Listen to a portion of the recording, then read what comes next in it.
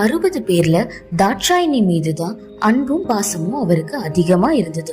தாட்சாயினி அப்படின்னு சொல்றவங்க சதி தேவி அப்படின்னு அழைக்கப்பட்டாங்க. சதி தேவி பிரஜாதிபதி மாதிரி திருமால ரொம்ப பக்தியோட வழிபட்டுட்டு வந்தாங்க. வேதங்கள் உபநிடங்கள் எல்லாத்தையும் பயின்று தேர்ச்சி பெற்றாங்க.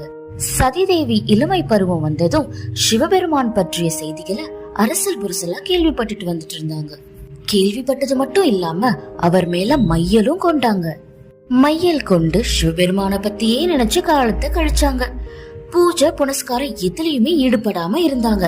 இத பார்த்த தட்ச பிரஜாதிபதி தன்னுடைய மகளுடைய மாற்றத்தை கண்டு ரொம்பவே அதிர்ச்சியானாரு. சிவபெருமான் மேல இருக்கிற அந்த மையலை தன்னுடைய மகள் கிட்ட இருந்து எப்படியாவது அகற்றணும் அப்படின்னு நினைச்ச பிரஜாதிபதி தன்னுடைய தந்தையான பிரம்மதேவர் கிட்ட போனாரு. அவருடைய அப்பா கிட்ட நடந்ததை சொல்லி இதற்கான தீர்வு ஏதாச்சும் இருக்கா அப்படின்னு